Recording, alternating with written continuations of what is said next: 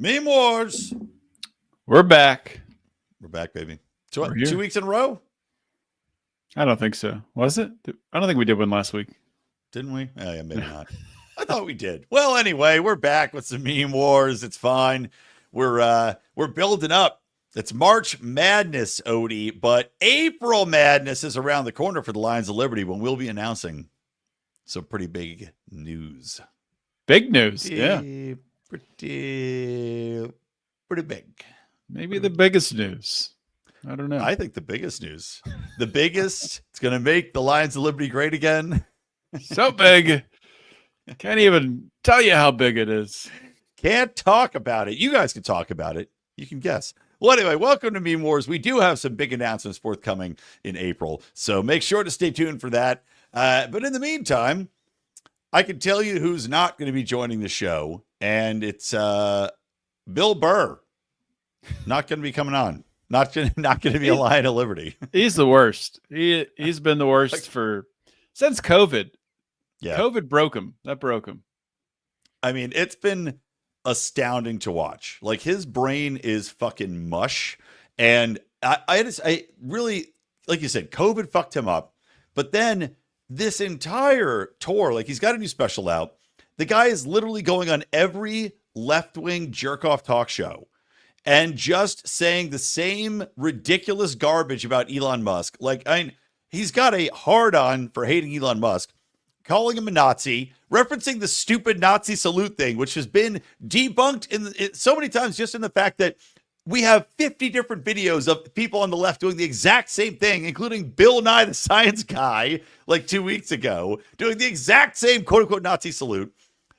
Bill Burr's out there talking about Elon Musk and saying he's a nerd and a piece of shit and a Nazi. The guy just brought people back from space. You know, like, this is an incredible figure, and Bill Burr is destroying his career, like destroying it. It is interesting to watch because, like, what you think about, like, what's the driver? And I mean, it's no secret that Bill Burr married a black woman, right? I mean, that happened, maybe 10 years ago or so? I don't know. But he used to be very, very different. I mean, he was, I would say, almost libertarian for many, many years. Yep. And then it's been this slow pivot, and then it's just accelerated into straight up crazy town territory. And it's interesting, like, because, you know, he's good friends with Rogan and all those guys that go on Rogan's podcast. I wonder, like, what they talk about with him, like, off the mic. Like, what the fuck is wrong with you, man? I wonder. Yeah, I wonder because, you know, obviously Bill Burr, and I haven't seen, has he gone on Rogan recently? I don't know. I don't really keep track of Rogan that closely. No, I don't either. I would be really curious to see if, to promote this, he's gone on Rogan, or if Rogan's like, what am I going to talk to you about, Bill? Like, you're a fucking off. Yeah, because Rogan and Musk are friends now. Like, yeah. So, I don't see it. But I mean, there is, you know, it's like, there's a video that just came out, and I'm not going to play it here because we don't need to, I can just describe it, but it's essentially Bill Burr doing a bit where he's like, hey, why is everybody out there and anybody you don't like is a Nazi? And then you flash forward to him calling Elon Musk a Nazi on, you know, the Breakfast Club and everywhere else, which ties us into our first meme here from our friends over at Being Libertarian. And it's just Peter Griffin sitting down thinking, why are the people who say they hate Nazis doing all the most Nazi things now? The videos going around, man, I mean, not only like we I don't think we played the titty ladies on the podcast, but, you know, I think we talked about it. The women in France that were marching dressed up as Hitler with no tops on, giving Nazi salutes, the people that are drawing swastikas on Teslas, the people that are, you know, actively trying to censor everybody on the internet. I mean, everything about this is straight up Nazi shit. And then on another note, what the fuck? Like, did you see the Tesla that somebody drove, like, you know, in Nazi Hail Hitler swastika on, and it's like a progressive Jewish guy's just standing next to his car, like, I just wanted an electric car. Like, it's such interesting times. Like, you have Kanye West wearing around a swastika, like, diamond emblazoned. Yeah, blazoned. Is that how you say it? Emblazoned. What? I don't know how to say that word. It's like, that reminds me of the old Springfield thing. It's like emboldened with the most. Well, anyway, keep going. Anyway, we're stupid.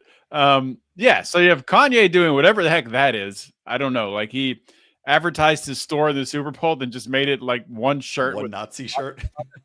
I don't know what the heck that guy's doing. No idea. And then you have the left actually being Nazis, calling the right Nazis. It's crazy. It's crazy times.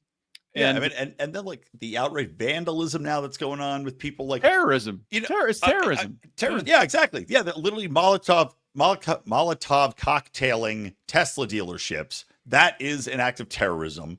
And these people, like, we all know, like, there's the left is violent.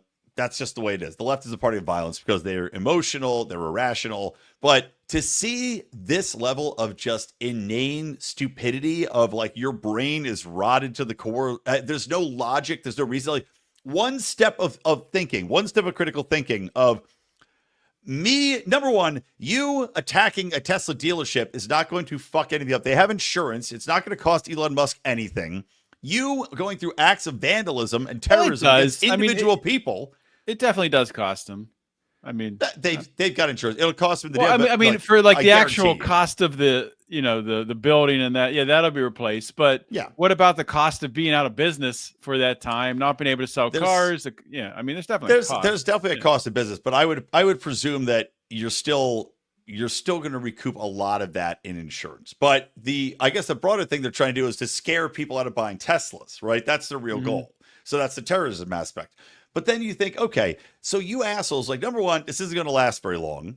And number two, everybody that you're trying to convince or make a stand against, or like any public notice you're going to put by carving a swastika into somebody's Tesla is going to turn any rational person against you. It's the exact same with these idiots who block the roads. Every rational person in the middle or that was a Democrat is going, this is fucking insane. And I'm 100% against this. If it means siding with Elon Musk and Trump, that's what I'll do because so many people own Teslas that have nothing to do with this. They just bought a car. Like you bought a fucking car. Friend of the show who's been on the show, not this show, but my show several times. Brian Engelman says Burr sold his soul to ABC, ESPN, and Disney for a role in The Mandalorian. I don't know if that's a fact, but could be true. Hold on. What else does Brian say? He says, so does the left rage against Nazis, Tesla, or do they fund them in Ukraine? Or do they side with Palestine to wipe the Jews off the face of the map? From the river to the sea, it's hard to keep up with the left changing goalposts. Yes, it really is. It really is. I wish there was is there a burning Tesla these people can put in their fucking X profiles? Because that would be funny. The other thing, like just to kind of bookend this leftist violence, Bill Burr also, to come back to Bill Burr full circle, he's praised Luigi Mangione multiple times. Yep. Like what the scary thing is, and I hope this doesn't happen, but we've seen, violence against property, Tesla's catching on fire, people, one crazy fat lunatic leftist wiping his own shit on a Tesla, which was ridiculous. I hope that we don't see someone actually get killed, like working at a Tesla dealership. That would be awful. But that's where they're going, and that's where someone like Bill Burr is taking them to, which is ridiculous. Well, I hope that Tesla drivers are becoming advocates of concealed carry because everyone should be. There you go. There you go. There you go. Lefties that own Teslas. Bet you wish you had a concealed handgun that you could whip out. So I saw a video of some jackass hit this fuckhead man in camo who pulled like a baklava over his face and cut off a woman driving a Tesla till he could go and scream at her that she has to sell her car. This is a man screaming at a woman because she owns a Tesla. That's how fucking pathetic these leftist fuckbags are. They're screaming at women to try to intimidate women in the street for owning a car. I mean, that's a next level of pathetic. Hard to imagine. Yeah, they're losing, and I think they realize just how badly they're losing. But right along the lines, I got a meme for today on this topic. So the Babylon Bee, picture of a swastika on a Tesla and a Tesla dealership burned down. Liberals defeat Nazis by painting swastikas everywhere and torching immigrant businesses. Yep. Good job, left. Great job. I have one as well on the note of Elon Musk, also from the Babylon Bee, and it is, as I reference, he's helping bring people home from space where they were stranded by the Biden administration, and the Babylon Bee. Oh wait, I can't see their headline here. Hold on. The Babylon Bee's note is: federal judge orders astronauts to be returned to space station, because we're seeing a lot of these judicial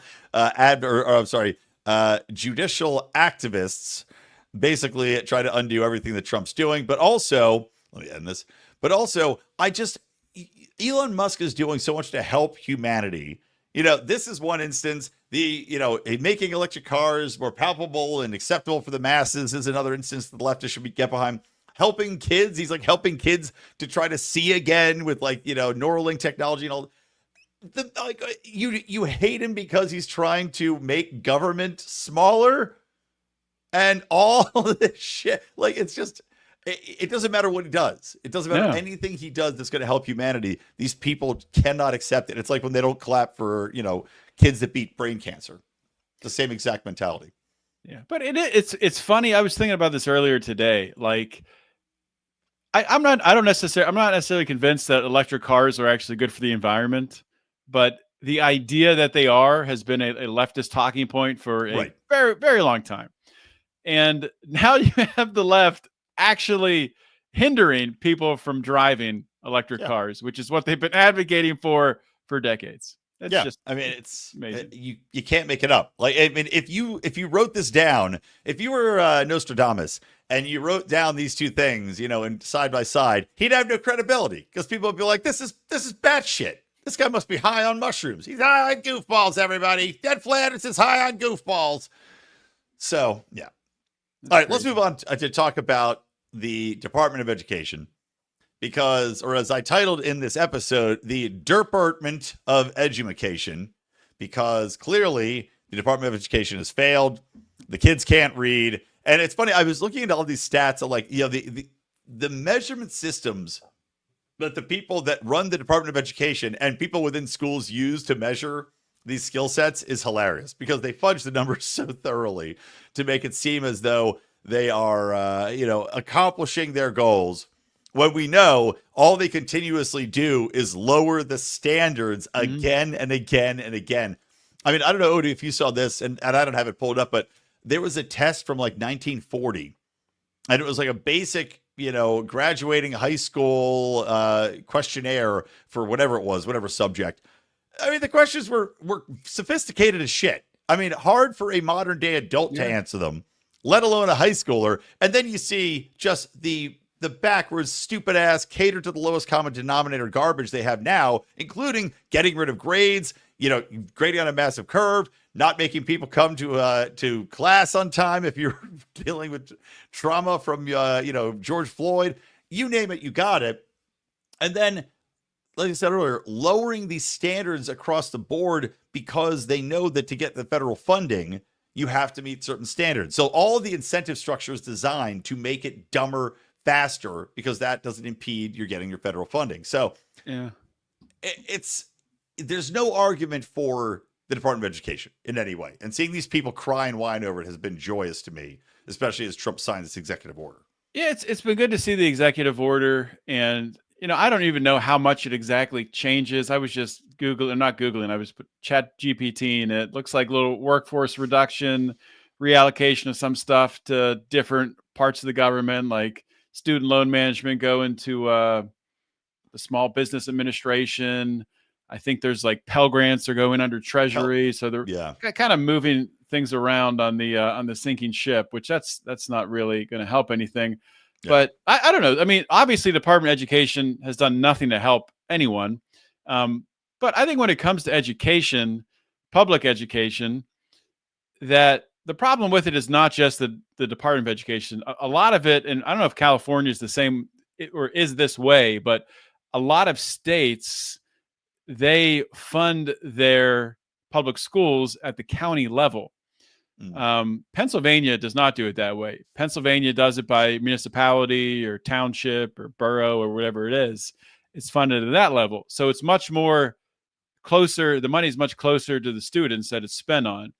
So Pennsylvania has much better schools than a lot of states. But you look at like Maryland, where my brother lives, so I know it's that way. My sister's in Georgia, so I know it's this way, where it's the county. So you have an enormous county, like outside Atlanta, with tons of people, and it's just the money just gets lost. I mean, you have corruption. It's just a stupid way to do education. So you can get rid of the Department of Education, but until you address it, it needs more decentralization. What it comes down to, it's just not decentralized enough. Yeah, absolutely. I mean, the way I look at it too is that getting rid of the Department of Education, you're getting rid of a lot of bloat and bureaucracy. You're getting rid of cookie cutter mentality, right? Because if you have a top down structure, that ignores the different needs of different communities where, I mean, look, state by state, there's definitely going to be a different need on a state basis, different requirements, a different focus, a different way. I mean, even different ways of teaching, because that's what bugs the shit out of me about most of this stuff is anytime you have this massive top down, our way or the highway structure, you're going to leave kids behind. And also there's zero creativity going in there, right? To change anything, to try anything new. Good luck trying to get that passed through the Department of Education because they have all the incentive again to keep things the way there are. Mm-hmm. But also, like you're saying, on the smaller you get, the more you can eliminate that rot and that bloat. And we've already seen, like in LA County, I talked about this on my show, an LA United School District, they had hired, something like 50 or 60% more people. And they're going, oh, we brought in all this to improve education. None of them were teachers. None of them are teachers. They're all administrative. It's people hiring people to make their job easier or to expand on like DEI, ESG bullshit. And that's where you get rid of the Department of Education. You're also getting rid of a lot of that unnecessary government mandated bullshit bloat that then shows up in your budgets and doesn't actually end up, impacting student education. It just means that they're hiring more people out of the, academic pipeline of leftism. So, that's something like eliminate that. You're already getting off on a much better foot by localizing and eliminating that mandated hiring of so many of these assholes. Yeah. And leftists with things like that, they're not looking at like return on investment, like being return on the actual student getting smarter or, maximizing their abilities. They're looking at returning through return on investment through a DEI lens. Like, right. Do we have the exact amount of kids who are the same amount of smart who are white and Asian and black? It's like, what are you talking about? Like, it's crazy. Yeah. I have one meme on that, by the way, and I'll share it real quick here. Unless you have one queued up to go. I got one has nothing to do with this, but I can queue it hold up. on. Let me queue mine up first then, since mine kind of a new topic. This Doge real quick. Or I'm sorry, Department of Education. So this was from Joel Ellenwood at Infinite Zeal, but I like this. Just the scene from Office Space where they're all smashing the copier. Classic. And you've got Department of Government Efficiency, Libertarians, and Ron Paul all walking around the Department of Education symbol, beating the shit out of it. So I love it. A good meme. Solid meme. So I don't know. Do you hear anything about this DoorDash thing where they made a deal with a site called Klarna? I think that's how you say it, where they offer flexible payment options now. So customers can split their payments into 4 interest-free installments over time. Have you heard about this? That's going to help people get fat. You got to finance your cheeseburger. Like I don't understand why this is even a thing. Dude, have you ever ordered we had for a little while had gotten into a lazy mode of ordering DoorDash, and then you start looking at those bills and you're like, this cost me $15 extra just to have somebody bring this to me, or maybe $20 with all the fees, the delivery surcharges, the taxes, and then the tip. So I get going into debt if you're ordering a lot of this.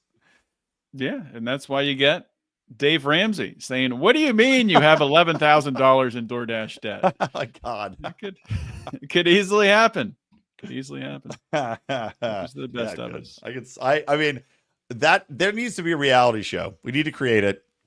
It's dummies and DoorDash, or maybe DoorDash debt collectors. We can have a show where Dog the Bounty Hunter goes to people's houses, kicks in the door, and then takes them to justice for splurging on $11,000 worth of cheeseburgers. Yeah, it could work. It could work. What else do you have? One more thing to share. This is not necessarily a meme, but I thought it was pretty interesting in that John Cleese, who of course I love. Now, John Cleese had gone very much he's a free speech absolutist. Now, he's got a little bit of TDS, but I saw him speak at Freedom Fest a few years ago, and he was very good. And this is a pretty funny thing he did about extremism 30 years ago that Joe Rogan had shared. So let me play this. Oh, let me make sure to click the sound button. You know, we've heard a lot about extremism recently. A nastier, harsher atmosphere everywhere, more abuse and bother boy behavior, less friendliness and tolerance and respect for opponents. All right, but what we never hear about extremism is its advantages. Well, the biggest advantage of extremism is that it makes you feel good because it provides you with enemies. Let me explain. The great thing about having enemies is that you can pretend that all the badness in the whole world is in your enemies and all the goodness in the whole world is in you. Attractive, isn't it? So, if you have a lot of anger and resentment in you anyway, and you therefore enjoy abusing people, then you can pretend that you're only doing it because these enemies of yours are such very bad persons. And that if it wasn't for them, you'd actually be good-natured and courteous and rational all the time. So, if you want to feel good, become an extremist. Okay. So there you go. I'm not going to play the whole thing. He goes on to talk about, like, if you could be an extremist on the left or an extremist on the right. But I just love that because it encapsulates so well what all of these violent, whether it's violent race, race violence, whether it's trans violence, whether it's anti-Elon Musk violence, whether it's COVID, right? These people during COVID who were so, bent on destroying other people's lives that didn't kowtow to them. It perfectly encapsulates what these people are all about. It's people that are naturally pieces of shit that now have an excuse to be assholes, to flaunt, reason, logic, civility. Doesn't matter because now you've got an enemy and you're on the side of right. So good job, you Tesla, vandalizing cunts. You are extremists. Well, that's how this country operates, by dividing people. I mean, it's just from one thing to the next, from COVID to Ukraine to Tesla to whatever the heck's going to be next. It's just one thing after the other. But I'll tell you one thing that doesn't divide us, and that is a hatred of this time of year. If you're in the Northeast or the Midwest, where one day it can be like 70 degrees. The next day, it can be 30 degrees and snowing. Now, in California, you don't have to deal with that because it's always pretty nice weather unless your house is on fire. Yeah, but that's not great if that happens. No, it's not. It's not great. Or if it falls down an earthquake or a tidal wave. Yeah. No, there are not many tornadoes in California, though. So not many tornadoes. That's pretty nice. That's something you got. There's a lot of hot air blowing, if you know what I mean. But it's probably a lot of divorce in California. Is there a lot of divorce? I don't know. Is that tornado related? I don't know. But it's in spring, this season right now, in spring and winter. It feels like spring and winter are in a custody battle over us right now. I got a meme of Kermit the Frog looking out the window. I think it really captures the mood this time of year. It's I'm not a child of divorce. I don't know what it feels like. I would imagine it feels something like a 70-degree day one day and loving life and a 30-degree day with snow the next. I like it. I feel it's appropriate. So, Odie, did you fill out a March Madness bracket? I honestly, I went to the bar yesterday, watched games for a couple hours. The worst games I've ever seen. None of them were close. Oh, that one was like 78-40, right? Well, there was the McNeese State Clemson game. That was a blowout, and then at the very end, Clemson started draining threes out of nowhere. So they did make it close to the end, but mostly every game was terrible yesterday afternoon, at least early afternoon. I did not fill a bracket out. I've watched 3 college basketball games this year prior to this. So I just wasn't into it. Yeah, I'm pretty much the same. I never played one of these before. I'm in an NFL style, Super Bowl squares style pool where every game, the last digit matches up. So I'm like, oh, that's fun. And then I filled out one. I have St. John's winning.